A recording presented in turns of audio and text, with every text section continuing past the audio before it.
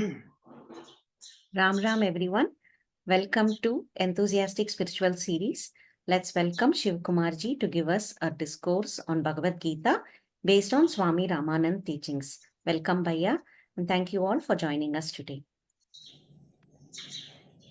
Shri Ram Guru Brahma Guru Vishnu Guru Devo Maheshwara Guru Sakshat Parabrahma Tasmai Shri Guruve Namah.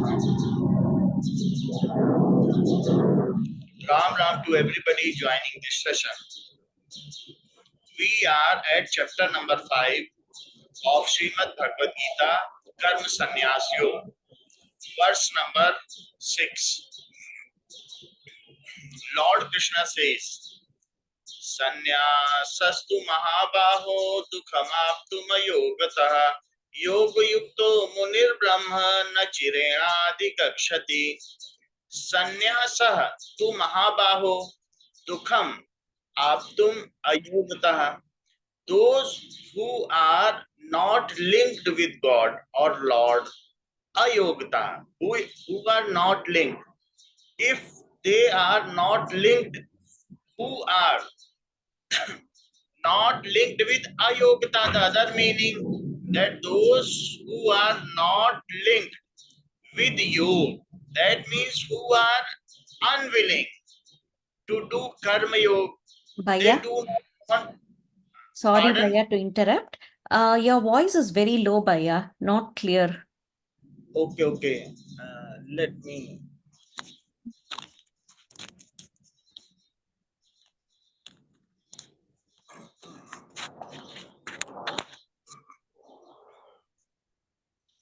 Okay.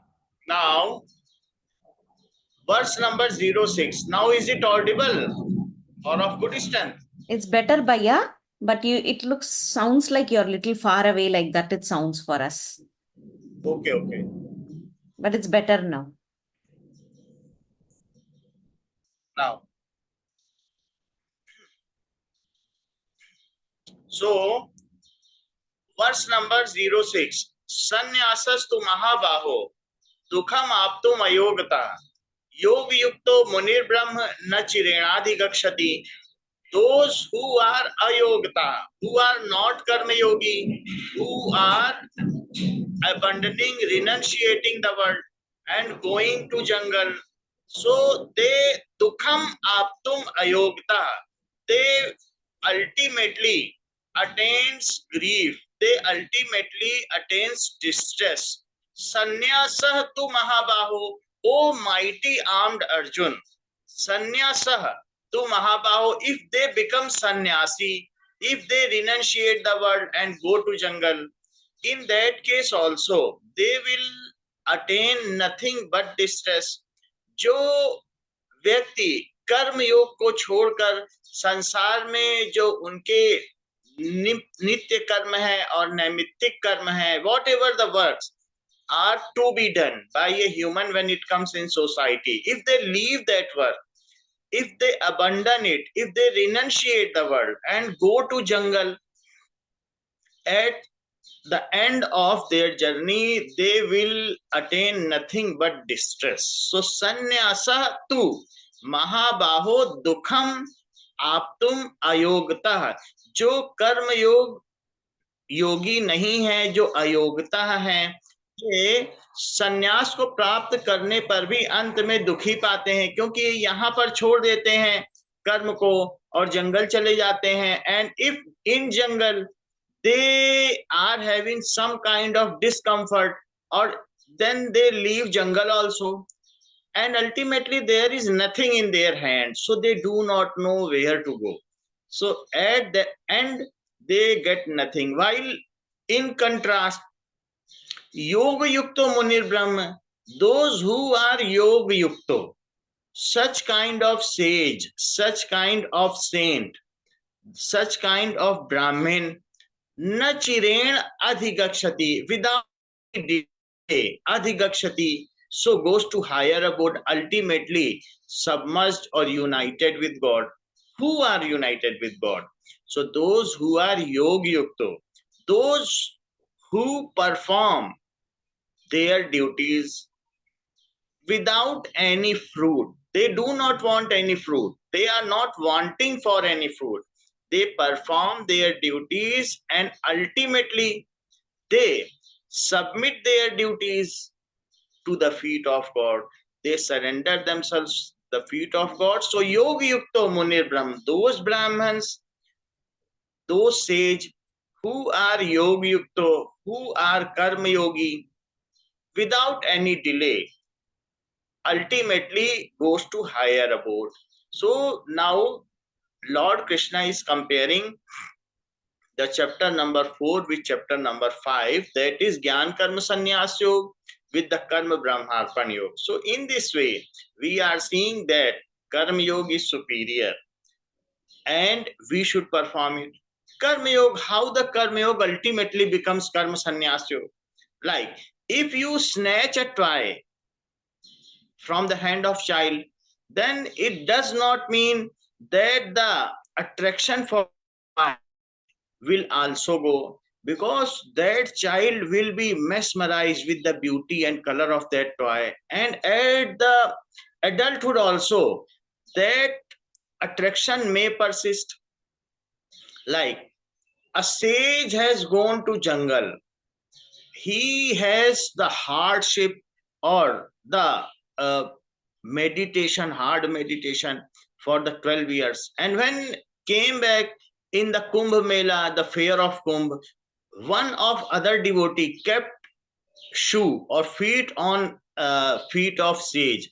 Now that sage annoyed, are you blind? Can't you see that I am standing here and you are keeping your feet? So the 12-year of span of that hardship, the meditation, all ultimately goes to vain.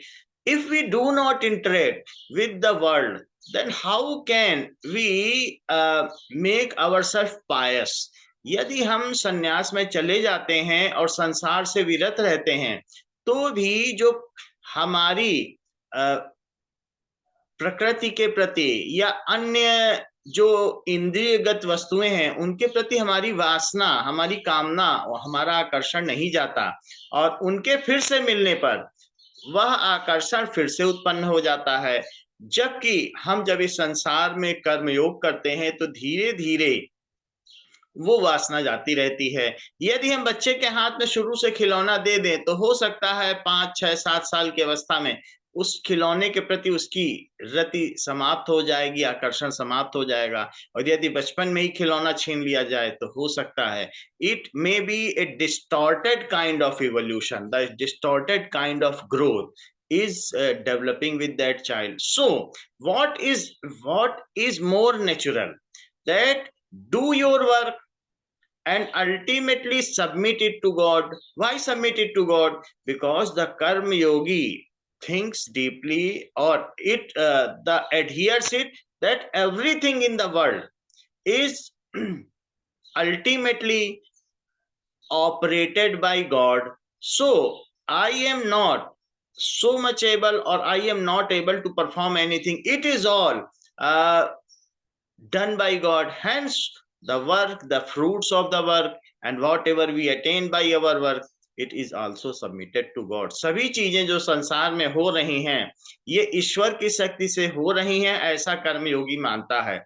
इसलिए इस कर्म से होने वाला फल भी वो ईश्वर को समर्पित कर देता है। इससे कर्म योगी को क्या फायदा होता है? सो द कर्म योगी, how is benefited if that कर्म योगी submits the fruits of the work to God, then the karma yogi ultimately becomes pious, refined and more evolved. इससे वो शुद्ध होता चला जाता है। ऐसा वो आत्म शुद्धि के लिए करता है, और आत्म शुद्ध व्यक्ति अंततः ईश्वर को बिना देर किए पा जाता है। योग युक्तो मुनिर ब्रह्म न चिरेण अधिगच्छति, without any delay ultimately अधिगच्छति, goes to higher abode. Now the literal meaning of this mantra is, but O mighty armed one, O Mahabahu, O mighty armed one, renunciating is hard to attain without karma yoga. Without karma yoga, these are the steps or ladders. after karma yoga, then comes renunciation. So if somebody want to skip that, I want to skip some rungs of the ladder, why we should not directly jump to the fourth rung of ladder? हम सीढ़ी के चौथे ही पादान पे क्यों न चढ़ जाए, पहले दूसरे तीसरे को छोड़ दें। ऐसा जो सोचता है वो लड़खड़ा कर गिर जाता है। तो ये शनैः शनैः धीरे धीरे जब हम कर्म योग में जाते हैं तो उससे फलों की निवृत्ति हो जाती है, और ईश्वर की प्राप्ति और ज्ञान की प्राप्ति के बाद जो हमारे काम्य कर्म तो छूट ही जाते हैं। The work which compel us to be indulge with it due to desire, those are काम्य कर्म। जो कामना के वशीभूत होने वाले कर्म है वो तो छूट ही जाते हैं, हम निष्काम होते चले जाते हैं। हमारे जो दूसरे कर्म है नित्य कर्म, वे भी ईश्वर के प्रति ही समर्पित होते हैं। Everything we do ultimately we have it in mind that it is done by God. So there is nothing, only the evolution or the refinement takes place. So what is the literal meaning? O mighty armed Arjun, renunciation is hard to attain without कर्म योग। कर्म योग के बिना संन्यास को पा पाना मुश्किल है। The meditative man equipped with yoga attains it without delay. So the meditative man who is practicing spiritualism, if that is karma yogi, then attains it without delay, attains the higher abode without delay. Now, living in the cave of Himalaya, that we may think that we have renounced the world, so we are superior, and these other persons, they were not able to renounce the word, they are indulged, they are suffering. We might have such kind of intention also.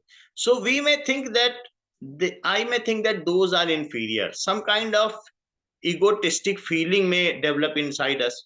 So it is in no way fruitful. Now so on the other hand, Lord Krishna says, while performing one's duties in the world, a person rises slowly above anger, above greed and desire. Ultimately, the lust, such is the mechanism of work. Like when we perform a work and have some goal, then we are centered out. यदि हम कोई काम करते हैं और हमारा एक मस्तिष्क का एक हिस्सा उसके लक्ष्य की ओर भी है, we are performing work keeping the goal side by side, then we cannot perform any work with full-fledgedly or with full focus, because one part of our mind is also occupied by its goal. Like Newton, when Newton is completely submerged into the practical or any experiment, then there is no space for its goal. He has enjoyed the experiment itself. He is completely confined to that experiment, and that is the enjoyment. While doing our work, हम अपने कर्म को करते हुए भी आनंद की परमानंदी की प्राप्ति कर सकते हैं यदि लक्ष्य को हटा दें, क्योंकि लक्ष्य के होने की भी संभावना होती है पूर्ण होने की और न पूर्ण होने की, तो ऐसे में सुख और दुख होता है। लेकिन यदि हम कर्म में ही डूब जाएं तो वहां आनंद ही आनंद है, वहां लक्ष्य के लिए स्थान ही नहीं है, पूरा हो या ना हो, और हमारी कोई ठेकेदारी भी नहीं होती, पूरा हो या ना हो, ये भगवान की सृष्टि है। और ऐसी स्थिति में हम कर्म करने के पूरे आनंद को पा लेते हैं। So the Newton, like Einstein, or the someone that is the Lata Mangeshkar, or very much laureate personalities, they had completely devoted to work only. There is no place for being it successful or its failure. They have no interest in that. They are completely submerged, and this is the key of their success. What they have attained by doing so? They have attained the evolution. Now the higher consciousness level ultimately get opened, like the trans consciousness of Einstein. प्रज्ञान चेतना का द्वार महान वैज्ञानिक Einstein के लिए खुल गया।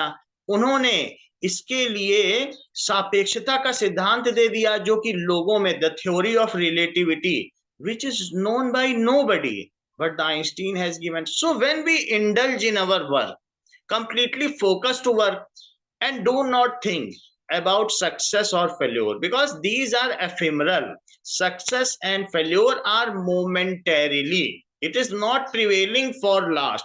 However, the work, its enjoyment, it ultimately is ours. So we should completely confined to work, do not focus on its goal, or do not have any attraction. If whatever comes eventually by our work, submit it at the feet of God.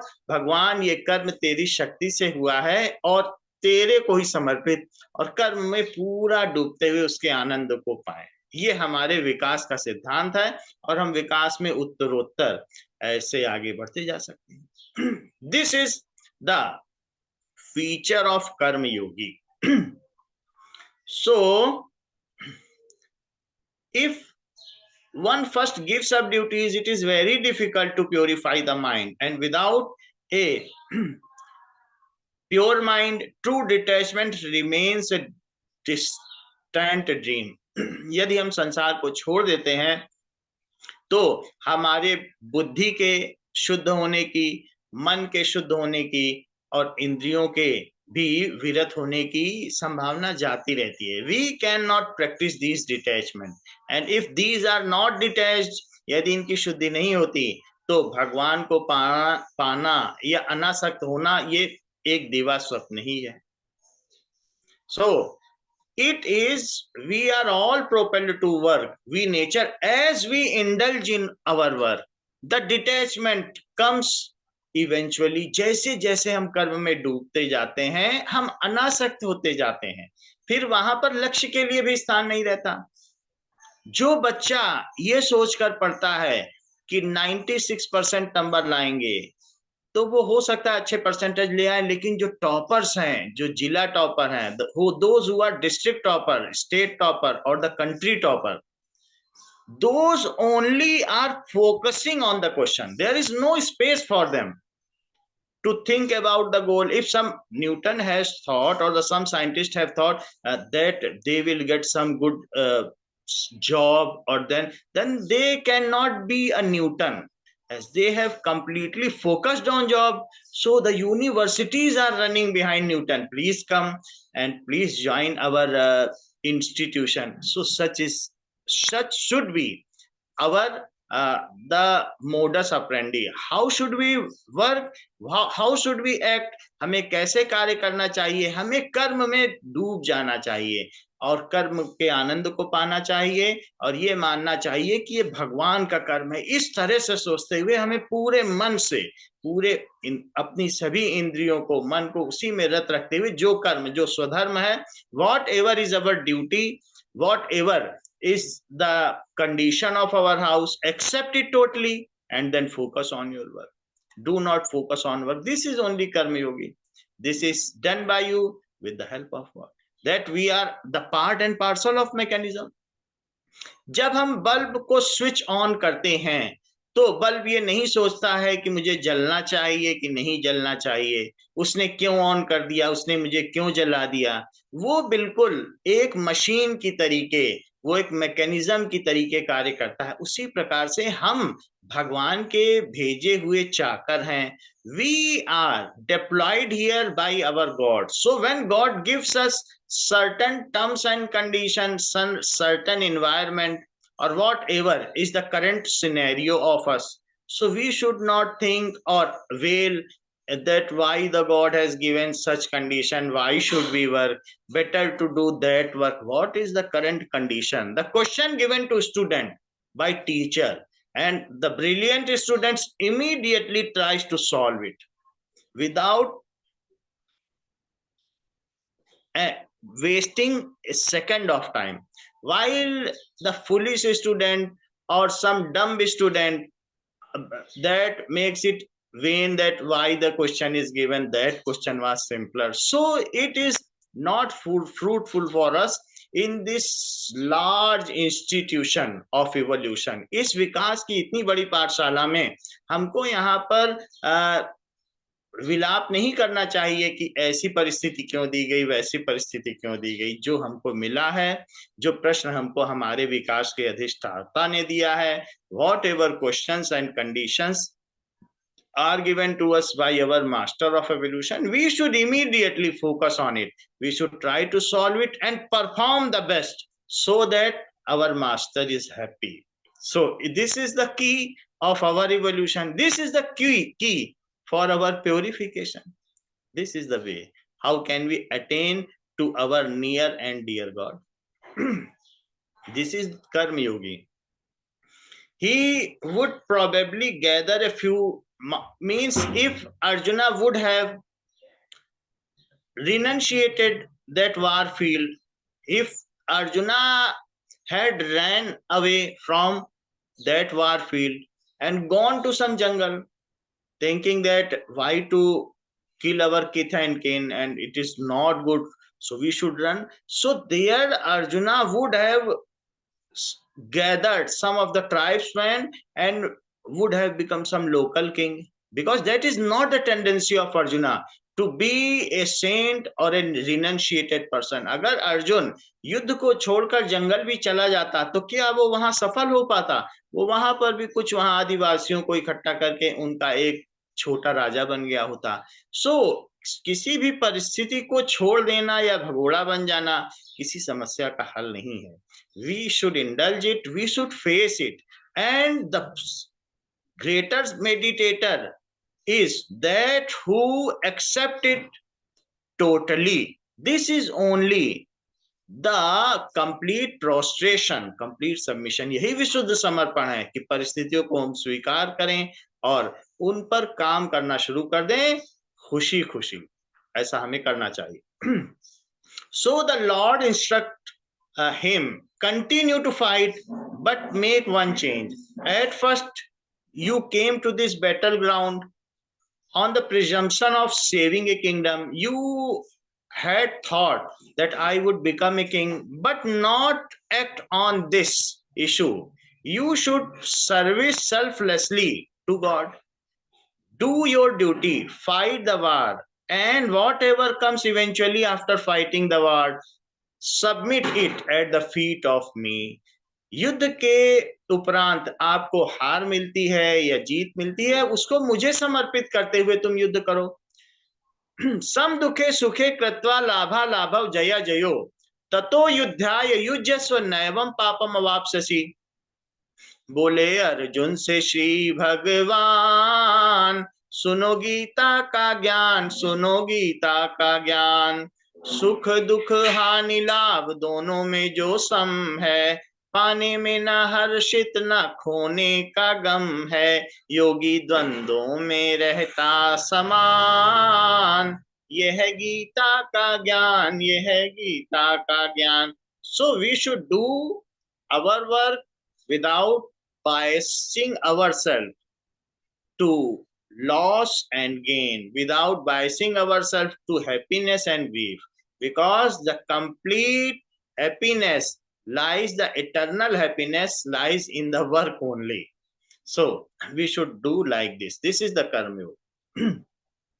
Like the tender and unripe fruit, if it is broken from the tree, then tree itself loses the tendency to make another fruit again there, and the fruit also is getting spoiled. अगर आप कच्चा आम पेड़ से तोड़ लेते हैं तो उसमें वो मिठास नहीं आ पाती, and the ripened fruit detaches it from the tree itself. और पका हुआ आम तो स्वयं ही पेड़ को छोड़ देता है. जैसे if the unripe baby or fetus is aborted from mother's uterus, यदि एक बच्चे को जो 2 महीने का है या भ्रूण जो 3 महीने का है उसको माँ के पेट से साफ कर दिया जाए, सफा कर दिया जाए और उसे प्री डेवलप कर लिया जाए, पार्ट यूरिटेट कर दिया जाए, then the mother's uterus losing the ability to give birth one more child.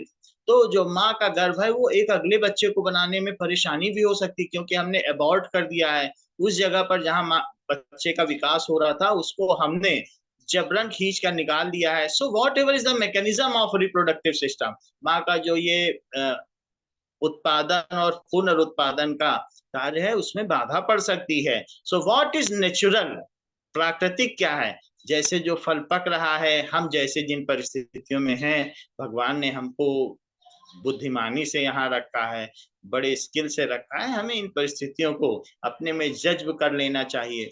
तेरी रज़ा इरशाद हो, मकबूले दिल प्रसाद हो, तेरी खुदाई के सामने शिकवा न कोई सवाल हो, तेरे इश्क में यूं मिटा दूं हस्ती के खुदी का जरा ना ख्याल हो, मेरे चश्म में हो नूर तेरा, मेरी जुस्तजू ला मिसाल हो। So we should submit it to God. Now, verse number 5.07.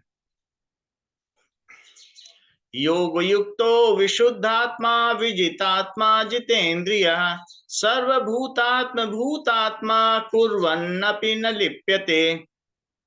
योग युक्तो विशुद्धात्मा, the person who is yukt with yog, the person who is karma yogi, vishuddhatma, that person who is united in consciousness with God, yog yukto, vishuddhatma, with purified vishuddha atma. The atma word is used here for intellect.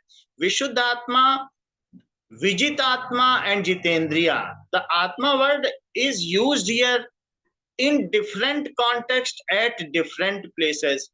First is Vishuddhatma, the purified intellect, Vijitatma, that is the purified mind, and the Jitendriya, that is the person who has conquered its senses. So the three different words are used here for the person. One is with Vishuddhatma, जिसकी बुद्धि शुद्ध हो, विजित आत्मा जिसका मन शुद्ध हो, और जितेंद्रिया जिसने अपनी इंद्रियों पर अधिकार कर लिया हो, ऐसा कर्मयोगी। सर्वभूतात्म भूतात्मा, who thinks that the same soul ultimately resides in all of us, the same soul, that super soul, वही परमात्मा सभी आत्माओं में समान रूप से निवास करता है। सर्वभूतात्म, भूतात्मा, that is one who sees that soul of all souls in every living being. कुर्वन्नपि न लिप्यते, while kurvannapi, kurvan plus api न लिप्यते, doing all things is not entangled, सब कुछ करते हुए भी वो उससे अनासक्त रहता है, वो उनमें लिपायमान नहीं होता। कौन लिपायमान नहीं होता? योगी, the person who is yog, united with God. How united with God? How can you be united with God? That means whatever duties are given to you, if you are performing those duties, accepting that God has given you, you automatically get united with God.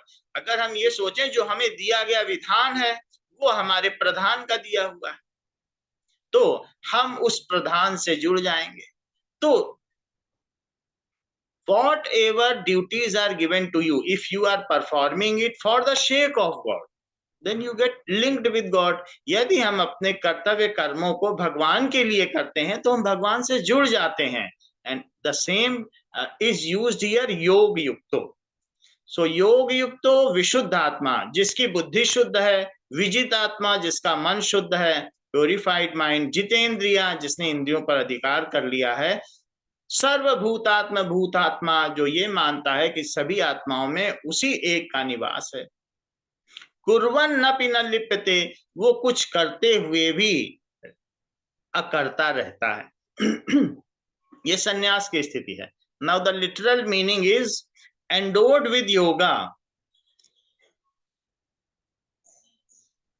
pure in mind, controlled in body, a conqueror of organs, and the self of the selves of all being, he does not become tainted even while performing actions. The person is not getting tainted. उस पर दाग नहीं लगते हैं, उस पे कर्म संस्कार नहीं बनते हैं. यदि वो कर्मों को करता भी है, that the sanskar, the traces are not getting developed while doing work, because that work is attributed ultimately to God. How it all happens? That the various texts are used here for various meaning. Let us aggregate the comprehend this shloka. Now the word Atman has been used here for various contexts. We have already discussed it. That is, the Atman word is used for, in Vedic literature, it has used at several places for various meaning. That our heart, one is our heart, that is a physical organ. However, in a spiritual context, the upper part of heart is used for intellect and the lower part is for man. It is a consciousness level of the Hridaya Chakra. That is our intellect and mind. So the person who is yogyukta, who is doing work for God, is Vijitatma. That person is what? That person is Vishuddhatma and Vijitatma. Vishuddhatma, that is pure intellect, and Vijitatma, that is pure mind. The person is having pure intellect and pure mind. And also the third one, who has controlled the senses. Such person thinks that the same soul ultimately proliferates in all of us. How it is so? जैसे कि किसी सागर में अगर बहुत सारी लहरें उठती हैं, असंख्य लहरें उठती रहती हैं, तो वे सभी लहरें दिखने में तो लहरें हैं पर सागर का ही रूप हैं. हम और आप लहरें हैं, लेकिन है तो सागर ही, सागर से ही उठ रही हैं, सागर की ऊर्जा से उठ रही हैं. तो लहरें भी कहीं ना कहीं एक दूसरे से लिंक हैं. जैसे हम और कोई और रास्ते का चलता हुआ व्यक्ति, वो दोनों लहर है, वो इसी सागर से उठी हुई है, लेकिन वे अंदर में कहीं तो उस सागर से ही जुड़ी हैं.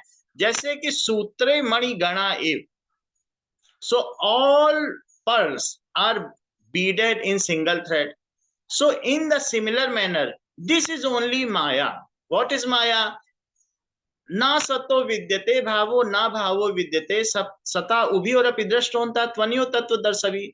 असत की कोई सत्ता नहीं है और ना असतो विद्यते भावो, जो असत है उसकी कोई सत्ता नहीं है और सत्य का अभाव नहीं. सत्य हर जगह है, हम देख नहीं पाते. जैसे कि इलेक्ट्रॉन, प्रोटॉन और न्यूट्रॉन, इन्हीं सब पार्टिकल से मिलकर सारा ब्रह्मांड बना हुआ है, लेकिन किसी को यही इलेक्ट्रॉन, प्रोटॉन और न्यूट्रॉन देखने पर कुर्सी दिखाई देते हैं, किसी को पेड़ दिखाई देते, और कुछ नहीं है. कुर्सी में भी वही इलेक्ट्रॉन, प्रोटॉन, न्यूट्रॉन है, पेड़ में भी वही है. उनके विभिन्न संयोजन से हमें वो अलग अलग दिखाई देते हैं, और वास्तव में वो आधारभूत कण तो एक ही है, और अंदर चले जाए तो ये कण भी नहीं है, वहां तरंग ही तरंग है, वेव ही वेव है. So in the similar manner all waves in the sea, सभी तरंगे, सभी लहरें जो सागर में हैं, वे मूलभूत रूप से सागर ही हैं, और वे सभी लहरें आपस में जुड़ी हुई भी हैं. कहीं ना कहीं अंदर वे लहरें जो उठ रही हैं, एक के प्रभाव से दूसरी उठ रही है, किंतु हम एक दूसरे को ऐसे देखते हैं कि जैसे दो अलग अलग व्यक्तित्व हों. तो ये जो अलग अलग देखना है, ये माया है, जबकि हम सभी उस सागर के पार्ट एंड पार्सल. इस तरीके से देखना, उसे योग युक्त कहा जाता है, जो कि ये देखता है सर्वभूतात्म भूतात्मा की सभी भूत सत्ताओं में वही एक दैट इज सुपर सोल, परम सत्ता निवास करती है. जो ऐसा देखता है वही सही देखता है कि हम सभी लहरें इस सागर का ही स्वरूप हैं. दिखने में भिन्न भिन्न होते हुए भी ये सागर की अठखेलियां मात्र है. तो परमात्मा ऐसा परमानंद की प्राप्ति के लिए हमको खेल खिलाता है, और हमें इस खेल खेलने में उस परमात्मा के लिए ही खेल खेलना चाहिए. उसके खुशी के लिए खेल खेलना चाहिए और इसमें सहयोग देना चाहिए। इसमें कोई विरोध की बात नहीं है। जैसे एक प्ले में कोई नाटक होता है तो सभी पात्र सहयोग देते हैं जिससे कि रंगमंच में वो जो रंगारंग कार्यक्रम है उसकी सफलता हो जाए।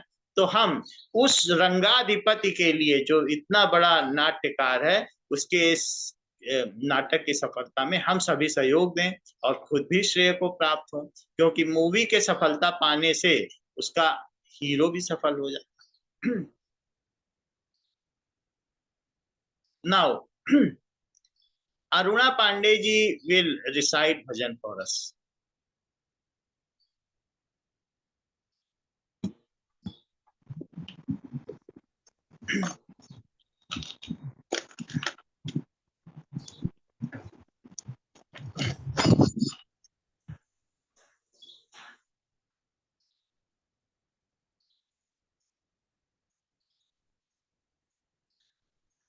एक मिनट ये अनम्यूट है। श्री राम आलोकित पथ करो हमारा, हे जग के अंतर्यामी। शुद्ध प्रकाश दो, स्वच्छ दृष्टि दो, जड़ चेतन सबके स्वामी। आलोकित पथ करो हमारा, तुम ही बंधु हो, तुम ही सखा हो, तुम ही मार्गदर्शक जीवन के। तुम ही बंधु हो, तुम ही सखा हो, तुम ही मार्गदर्शक जीवन के। सत्य और आलोक तुम्हारा हम उतार लें तन में। सत्य और आलोक तुम्हारा हम उतार लें निज तन मन में। आलोकित पथ करो हमारा, तुच्छ हमारे मन के हे प्रभु, दुर्विचार सब दूर करो। तुच्छ हमारे मन के हे प्रभु, दुर्विचार सब दूर करो। प्रेरित हो हम केवल तुमसे, ऐसी हम में शक्ति भरो। प्रेरित हो हम केवल तुमसे, ऐसी हम में शक्ति भरो। आलोकित पथ करो हमारा, हे जग के अंतर्यामी। शुद्ध प्रकाश दो, स्वच्छ दृष्टि दो, जड़ चेतन सबके स्वामी। हमको हे प्रभु ऐसी बुद्धि दो, जाति पाति सब दूर करें। हमको हे प्रभु ऐसी बुद्धि दो, जाति पाति सब दूर करें। करें आत्म कल्याण भावना, जागे हरिजन मानस में। करें आत्म कल्याण भावना, जागे हरिजन मानस में। आलोकित पथ करो हमारा, हे जग के अंतर्यामी। शुद्ध प्रकाश दो, स्वच्छ दृष्टि दो, जड़ चेतन सबके स्वामी। आलोकित पथ करो हमारा। श्री राम। श्री राम। सर्वे भवन्तु सुखिनः, सर्वे सन्तु निरामया, सर्वे भद्राणि पश्यन्तु मा कश्चित् दुःखभाग् भवेत्। न तोहं कामये राज्यं न स्वर्गं न पुनर्भवम्, कामये दुःखतप्तानां प्राणिनामार्तनाशनम्। त्वदिष्टं भवतु गोविन्द, त्वदिष्टं भवतु गोविन्द, नतमदिष्टं पाहि मां रक्ष मां। तेरी इच्छा पूर्ण हो मां, हम सब तेरी शरण, अपने चरणों की भक्ति। श्री राम।